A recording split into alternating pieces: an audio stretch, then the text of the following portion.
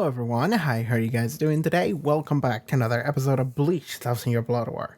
This is Haarute, my name is Matt. Hello, what's up? So, okay, things are happening in Bleach. Last time we had Kenpachi versus Kenpachi, so UNOHANA's gonna fight ZARAKI, and I don't know what the fuck's gonna happen. Like, they're telling me that one of them is probably gonna die, and honestly I believe it, and it's probably gonna be UNOHANA, and I don't like that, but that's probably the way it's gonna go. At the very least, we're gonna get to see probably Saraki's Shikai, Bankai, probably Shikai. So that's gonna be something new that we're gonna get to see, but should be a cool fight. Like, I really like UNOHANA at this point, because like UNOHANA is a character that has always been intriguing for me. And I always just wanted to see her do something. And just coming in like 400 episodes in with the reveal of like, actually she's a savage. She's like the most vicious criminal in history, and she's so fucking strong. I have this running theory that the reason why she's such a good healer is because she literally will not allow people to die just so they can keep fighting, because like she just loves the carnage that much. Like, that is such a cool way to go around. The ultimate healer is actually this. Anyway, I want to hurry up and just watch this. One, because it's really late at night right now, and second, because Street Fighter 6 just came out like today, and I really want to go and continue playing that. So I want to get this Bleach thing out of the way as soon as possible. But like, something I do want to say, because it's something I thought about it last week, but it was one of those thoughts that you don't pursue. You just kind of have it, and then you're like, oh, whatever, probably doesn't mean anything. But like, okay, last week I noticed that I think that the name UNOHANA has her original name, but something I did like thought about was that wasn't Kenpachi's lieutenant named Yachiru as well? Like the tiny like pink hair girl. I thought her name was Yachiru, and I think it is. So something I'm thinking about, and because this is a story, like it's not just a coincidence, like they're not gonna choose to do that in coincidence. So I think that's something that they're probably gonna try to imply there, is that like UNOHANA is actually like someone that's really important to Saraki, and it's wild that comes out of nowhere, but like it makes sense because Saraki values combat and battle or anything and just being strong, and this is the one person that he was not able to defeat, and it's like the one person that is able to instill fear into him. I suppose he wasn't able to defeat Ichigo either, but like we don't count that, he's an ally. But with UNOHANA, it's like you see in the flashback that he was like a kid when he fought UNOHANA. So I think that UNOHANA is like this like almost icon, like he's put her in like a pedestal or something, like a warrior's pedestal of like, that is my goal. And that's why you can see that he's crying when he like realizes he just lost and died, and then he didn't, and we're gonna see what the fuck that is this episode. But if I remember correctly, he's the one that named the girl Yachiru. So maybe he named her Yachiru because of UNOHANA. I like that lady. She fucked my shit up, and she's my goal. And I guess I can name you this as well. So it's one of those things where like a name connects people, you know? It connects...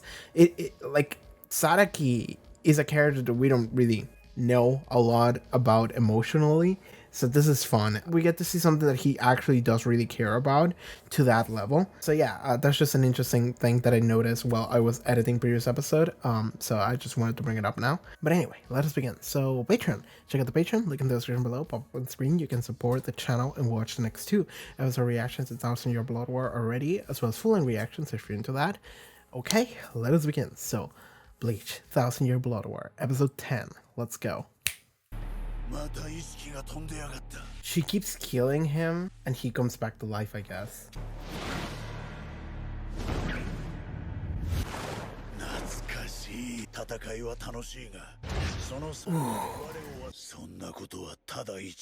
Against her? Ooh. So she probably killed him one time then, already.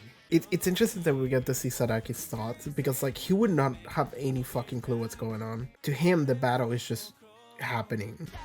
Tatakai Kososugi. What's the pile of bodies? What the fuck? That pile of bodies. Okay. Bleach 10.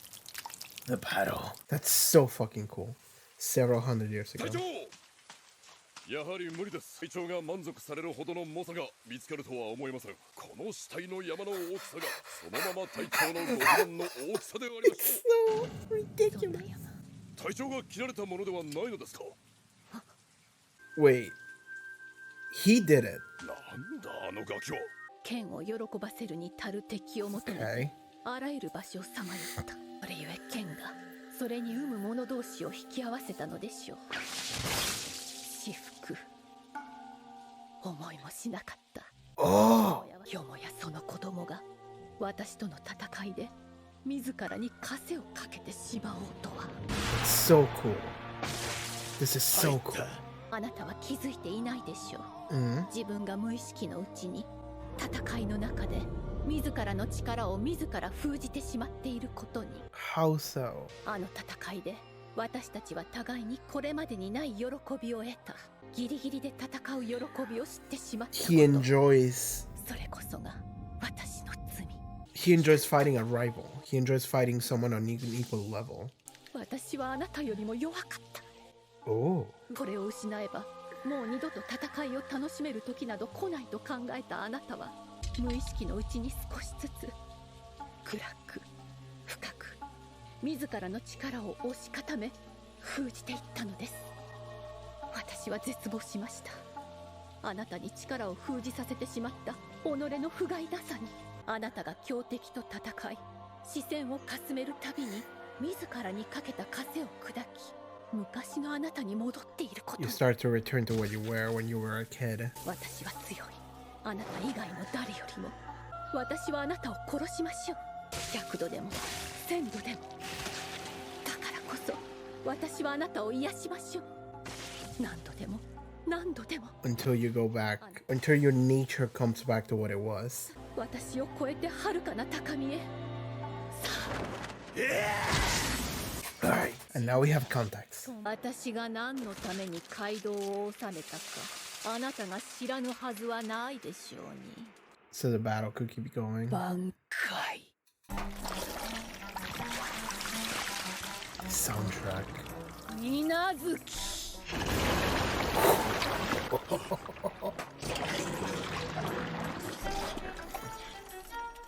座興はこれにておしまい。 This is so cool.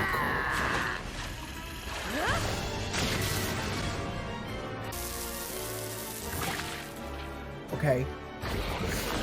Oh, her face. So cool.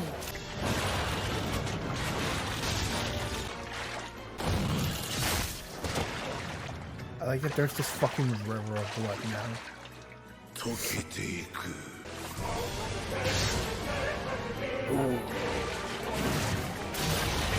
楽しい。これは何だ。何もかもが違うんだ。なぜだ。そうか。今まで俺は眠っていたのか。ずっとこのやりとりに名はないものと思っていた。それを今あんたのおかげで俺はようやく知ることができたんだ。これが戦いだ。はい。あんた気づいていたか。俺は戦いが好きだ。好きなんだ。ええ、気づいていましたよ。 I like how きっとあなたよりもずっと前から。 they're talking to each other without ねえ、 actually ザラキケンパチ。 talking. あなたは永遠に戦いを楽しむため自らを封じる術を身につけた。私は永遠に戦いを楽しむため自らを癒す術を身につけた。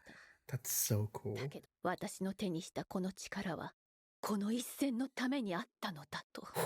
その時代にケンパチは一人。それは掟であると同時に避けられぬ定め。なぜなら強き者は次なる強き者を見つけた時もはや自らのために剣を震えなくなるからです。その時その切っ先は必ず次なる強き者を殺すためか育てるためかのどちらかに向けられる。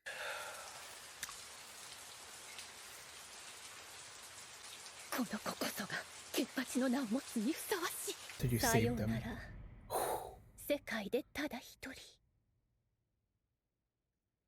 私を喜ばせた人よ。見事です、ザラキケンパチ。これにておしまい。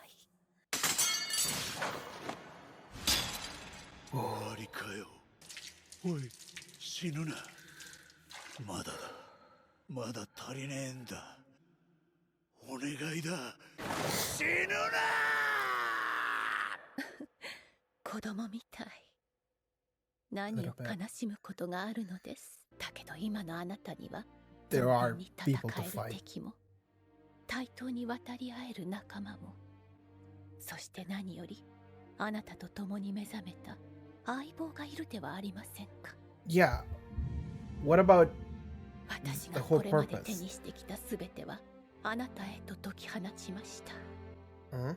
私の手には何もない。死にゆく私のために、役目を果たして死ねることのなんと幸福であることか。 Alright. Okay, that's it. ケンパチ、ザラキのケンパチ、誰だ。ようやく届いたのですね、私の声が。 What's your name? Is this the same voice actress as UNOHANA? はじめまして、ザラキケンパチ、私の名は。 What's the name? Are we gonna go back to Ichigo now? I'm too invested into the Kenpachi shit now. Why is there always a buff con? We're in a rock concert now. He's a showsman. We're a cabaret club now. I wonder what this guy's favorite Yakuza minigame is. What the fuck is happening? Blade God. I mean, they got it. They nailed it down. He has a phone. He's taking a selfie. Second in command. This is where Blades are forged or whatever. So who is she? 君たちここへ来るまでちゃんぼく以外一人の死神にも会っちゃいない。あんたちは全員残白刀さ。 Oh, really? Is she your Sanpakto? The redhead? どうかしてるね。自分の残白刀をこんなにしちゃうラブのない連中だから見分けられなくなっちゃうのかな。 Alright. 残白刀はこんなにもたやすく壊れてしまうんだね。残白刀の怒りが満ち満ちているね。しくよろです。彼らは何にでもなれる最強の残白刀。朝打ちだ。 Whatever that means. 6000名を超える5帝13体大使全名が陰性時代に一時貸与され入隊と同時 Oh, に okay. 正式授与される無名の残白刀。 And then eventually they 連覇を become 重ねることで己 a の representation 魂の of 精 themselves. 髄を朝打ちへと移し取り Yes. 己の Okay. 残白刀を作り上げる Cool. のだ。 Cool. We get the specifics. We get to learn. So the essence of your soul could be transferred into one of these. 重要なのは彼らが君らに怒ってるってこと。何をだよ。 Oh, they're 彼らは crying. 君らにこう思ってる。根本が違う。残白刀と死神どっちが上か、そこんとこから語り合おうぜ。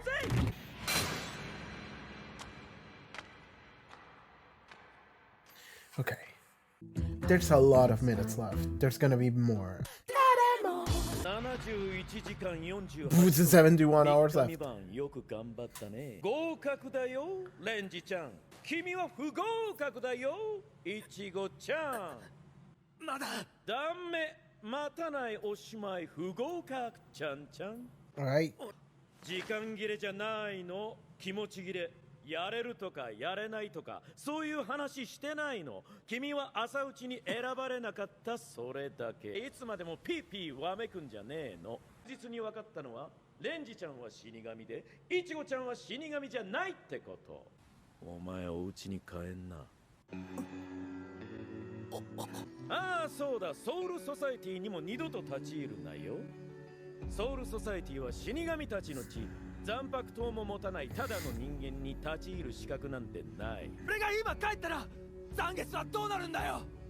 帰っても帰らなくても一緒だよ。残月はもう治らない。いや、治さない。 Like, I'm trying to figure out what his point is. 刀はね。バイバイバイイチゴちゃん、今のままじゃダメさ。イチゴちゃん、 As you 君 are は right 自分 now. が朝 Okay. 打ちに選ばれないってことが朝打ちを持たずにこれまで戦ってこれたってことがどれほどのことなのか分かっちゃいない。立ち戻る必要があるのさ。自分のルーツに。そして君は自分のルーツを知らなきゃいけない。Okay, this actually makes sense to me. We need to learn what the fuck from the basics. We gotta talk to dad. We gotta talk to dad right the fuck now. 罪なきあなたは太陽のよ。 Everything but the rain. I think next episode we might get some backstory. We might get some answers to questions that we've had for over a decade at this point. Oh my god, almost 2 decades, honestly. But okay. It's happening finally. Like I was expecting maybe to go here like a couple episodes earlier after the revelation of Ichigo, you're a Quincy, you know. But now actually we're gonna get some goddamn answers next episode, not this one, next one.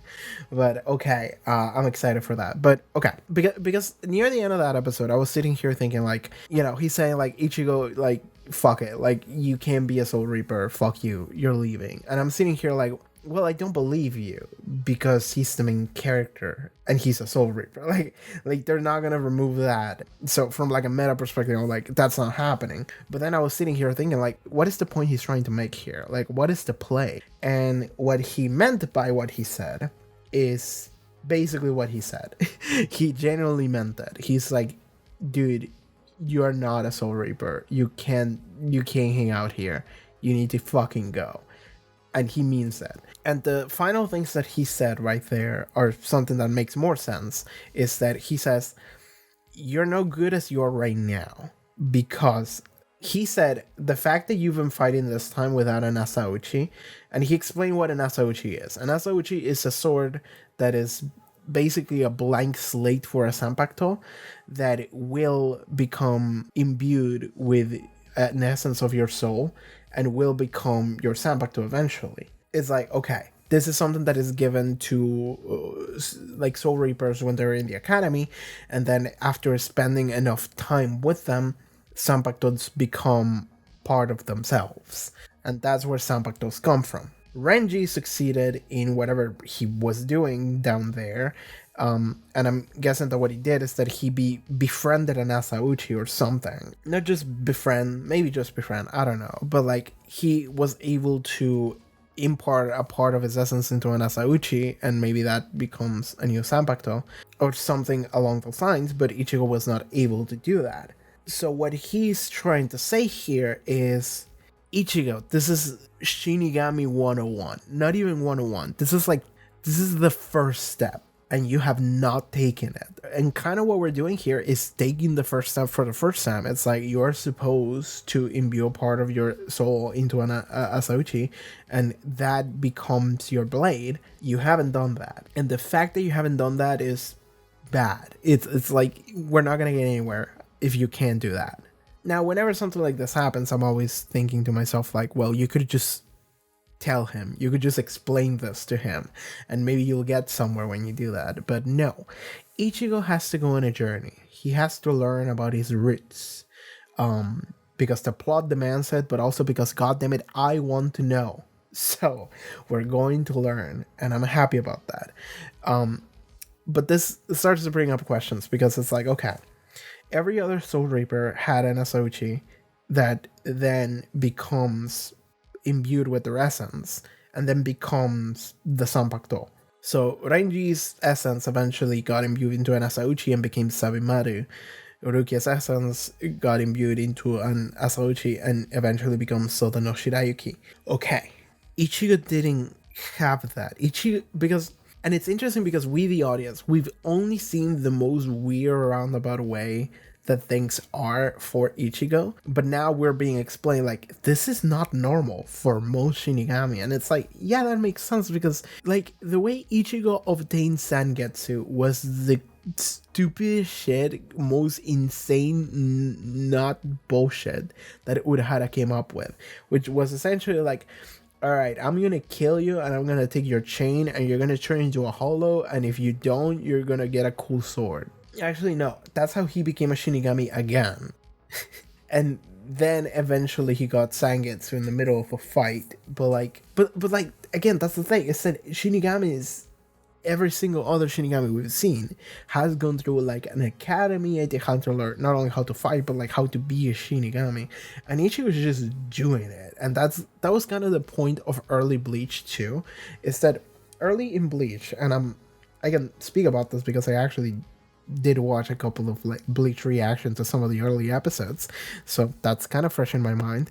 And it's like how much Ichigo was just kind of winging it. Ichigo was just like, I don't know, I'm just hitting things with my big sword, and that's just it. And like literally every person who runs into him is like, dude, what the fuck are you doing? He's like, I don't know, it works. But now we're running into a situation where the creator of the Zanpakutos is sitting here, and it's like, yeah, I don't know what the fuck you did with your Sangetsu, but like, that shit ain't right. So it's like, all right, go talk to your dad and see if he has something to add to this conversation. But like, that shit, I don't know what the fuck you were doing, man. You need to understand that first, and then you come back to me, okay? Okay. He didn't say that. He was like way meaner, but we're gonna go on a journey here. We're gonna learn about what the fuck is going on with Sangetsu. Now I'm sitting here thinking, the opening, the OP, I mentioned it like 7 episodes ago. I noticed it, how there is a very clear transition. It's a very intentional transition between Sangetsu and Yahabaha. They look very similar. So part of me was thinking like Ichigo was related. My first thought was Ichigo was related on some level. I was right. Now I'm thinking, well, he's a Quincy because we learned that. So, okay. Like, my brain is just trying to be like, is Sangetsu actually the Quincy power and not a Shinigami power? And don't worry about the outfit, like, that doesn't mean anything. And don't worry about the fact that it's a sword, that also doesn't mean anything. Sangetsu was actually a bow this entire time. Ichigo didn't know how the fuck to use it, and he thought it was a sword. Yeah, dude, I don't fucking know. I literally don't know, because like this is where we learned, like literally 400 episodes in, that Ichigo was actually never a Soul Reaper, not even a substitute Soul Reaper. He was a Quincy, and the entire time he was a Quincy, but he just didn't know that his sword wasn't a sword. That's where we're at right now, and that would be insane, but it's on the table. Because like, what else could it be? Like what we're gonna learn here about how Sangetsu fucking worked. Well, okay, no. Ichigo's dad is a Soul Reaper. At least I think that he is. And if he is a Soul Reaper, Ichigo... I mean, a Soul Reaper is not like a race, right? A Soul Reaper is just a Soul Reaper. It's like a job. It's something that you train for. So Ichigo just had the potential to be a Soul Reaper. Okay. He also had the potential to be a Quincy, but Quincies are something that you are born being. So, okay, that's... Ichigo is actually a Quincy by birth, a Soul Reaper by technicality, but he never actually trained to be one. And you have to do that because a Soul Reaper is a job, and it's not something that you are. He just had the potential for it, okay? Another thing that I'm thinking about is how I didn't forget in the fucking decade plus of my brain being stupid, I did not forget that Ishin's sword, Ishin's fucking Zanpakuto, is called Engetsu. I don't remember what the actual translation would be, but I think it's like one of them is like crescent moon and the other one is like full moon. But it's very close to Sangetsu. That's the point, right? It follows a theme. So what I'm thinking here is that Sangetsu was actually never Ichigo's sword. Actually, it was never his Zanpakuto. Sangetsu was just like his genes. It was literally just like, all right, here's your Quincy shit, and here is the potential that you have from your dad. That is your leftover like massive Reiatsu or whatever. And I guess you can call that a sword, but that's not really your sword. That would be nuts. That would be fucking nuts. Like 400 episodes in, we learned that Sangetsu was actually never Ichigo's sword, and Ichigo had a sword that he never knew what it was, and we're gonna learn what it is now for the first time ever. That is on the table. I don't know how I would feel about that because I actually really like Sangetsu. Oh my god. Okay, so that's the thing. that Bleach is insane because I'm sitting here thinking, and I'm like, okay, we're getting revelation after revelation, and my brain is sitting here thinking and racing, and a lot of it might just be nothing. But I'm sitting here and I'm like, I keep grabbing things that the show is throwing at me and just putting them on the table, and I'm just sitting there looking at them, being like, I don't know what we're gonna do, and I don't know how I feel about it. Okay, at the very least, next episode should give me answers. It should give me something to work with instead of me just throwing random shit at the wall and hoping that I'm right on something. But like, next episode should give me something. I think that the person that was talking at the end of the preview was probably Ichigo's mom. Like Ichigo, and like the whole setup of the ending of this episode is just like, you have to go back to your roots and you have to learn, and it's Ichigo standing in front of the Kurosaki clinic, and it's just like, dude, just I want to know, I must know.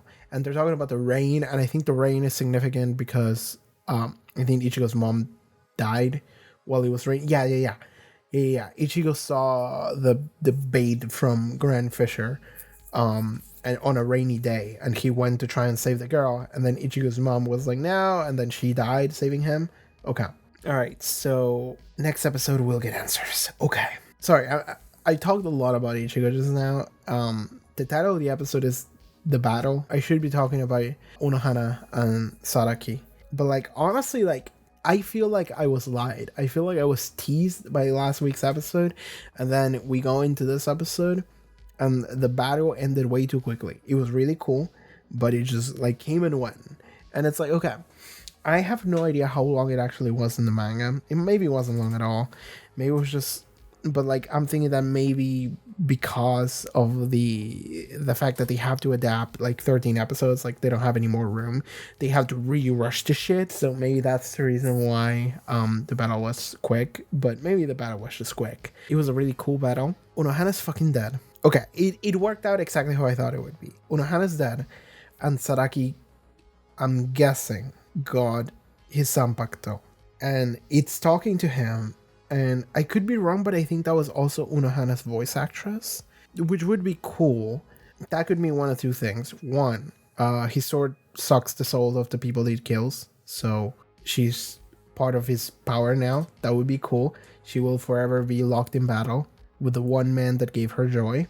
Just fuck already. Like, holy fuck, just fuck. Just do it. Like, you ever watch a scene on anything, any piece of media, and characters are doing something that is not like romantic or sexual or anything, but really they are. Really, it's really they're having sex right now on screen. That's not what actually is happening, but that is what is being shown to you on a deeper level.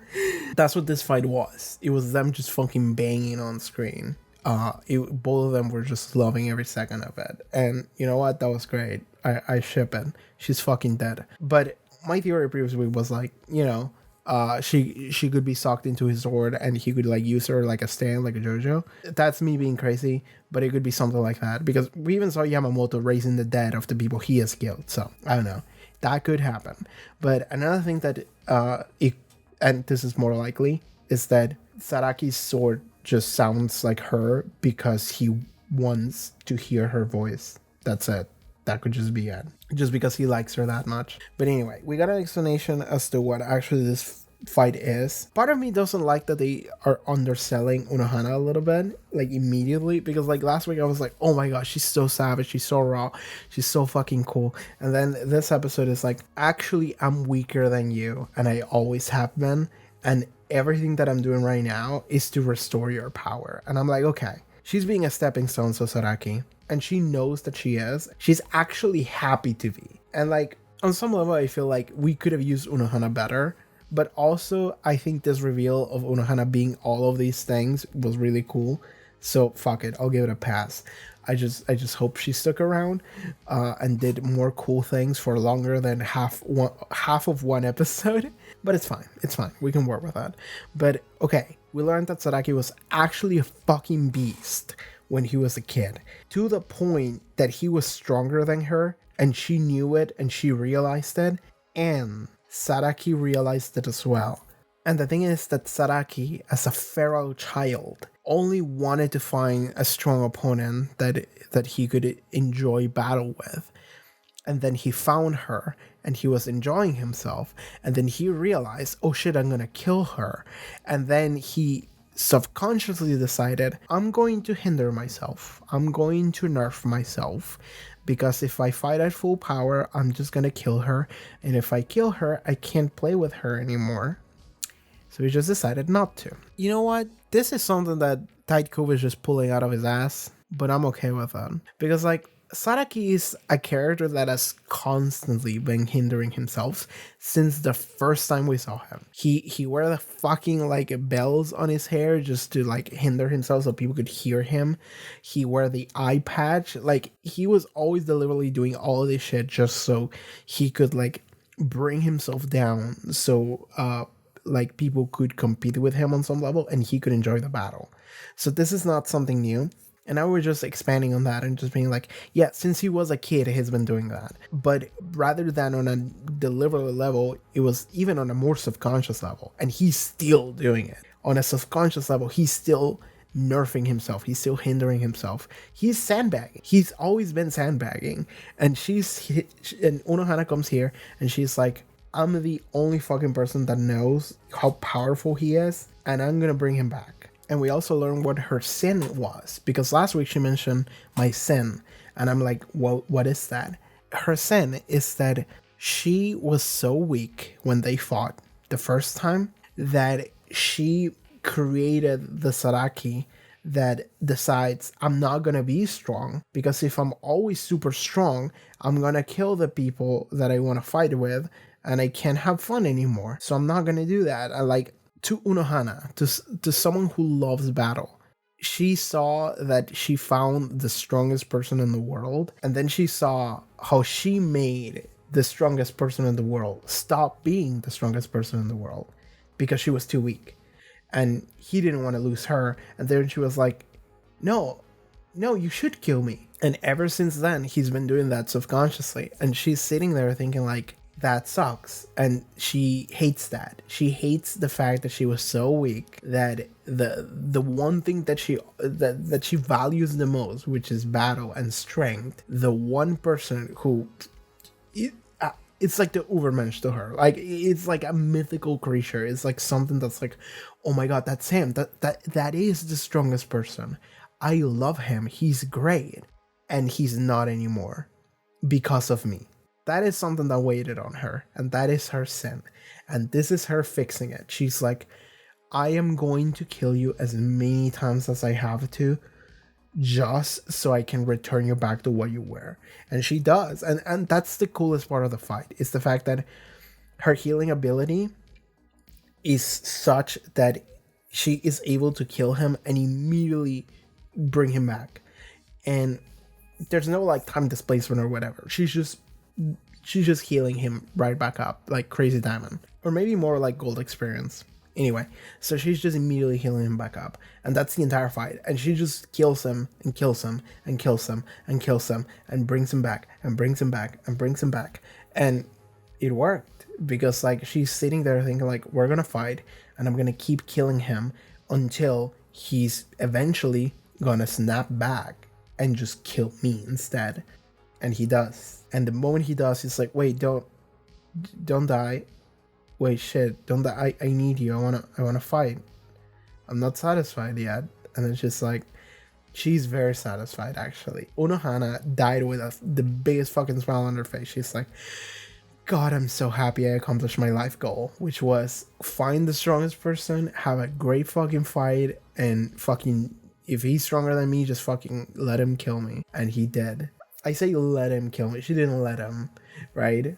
I guess on some level she did, because she's healing him until he kills her. But she's able to restore him back to what he was. And she's like, perfect. That's all I needed. That was like my one regret in life, and I fixed it. And this is the one person that ever made me happy. And man, it feels so fucking good to die at the hands of this dude. Alright, I'm good. And then she just fucking dies with the biggest smile on her face. That's a pretty good death. And I like that one line that she said of like, what was it? Let me find that because it was really cool. You learn the ability to suppress yourself so you could enjoy battle for eternity. And I learned the ability to heal myself so I could enjoy battle for eternity. That's really cool. It's the fact that like both of them just wanted battle forever, and Zaraki was so powerful that he needed to find a way to nerf himself in order to enjoy battle forever, like on a subconscious level. And UNOHANA instead was like, I'm weak, but I'm never gonna die. And I really like, again, I mentioned this like 3 times already in different episodes, but I love the idea of a healer who's just so into fighting and so into battle and so bloodthirsty and sadistic, and she just loves that so much, and that's the reason why they're the healer, and that's the reason why she's so fucking good at it. God, that's so cool. That's such a cool concept. Everything about UNOHANA that we learned in the past episode and a half is really fucking cool. I love her so much. Okay, so what else can we talk about? Because I feel like I said already everything I want to say about UNOHANA and Zaraki. Again, I wish UNOHANA had lasted longer. I really like what we did here. We didn't get to hear Zaraki's Sanpakto's name. Well, he's gonna be fucking strong next time we see him fight. That's for sure. So I hope he's still an ally. I hope the beast hasn't awakened to such a level that he just starts fucking killing anyone indiscriminately, because that would be a problem. Let's point him at the Quincy. Let's point him at Yahabaha, right? Like maybe we won't even need Ichigo. We can just send Zaraki in here, and that's just gonna be it. But yeah, I think that's gonna be it for this episode. I don't know what else I can talk about. I already talked about a lot about like the Sanpakto and Ichigo or whatever at the beginning. So okay, I think that's gonna be it for me. My neck hurts, and I'm hungry, and I want to go play Street Fighter 6. So I'm gonna go do that. Thank you so much, you guys, for tuning in. See you next week. And alright, everyone, thank you so much for watching Bleach 1000 Year Blood War with me today. If you'd like to watch the next 2 episode reactions already, you can do so or at the Patreon. Check out the link in the description below, somewhere above up here on the screen. And thank you so much for tuning in. See you guys next week. Bye bye.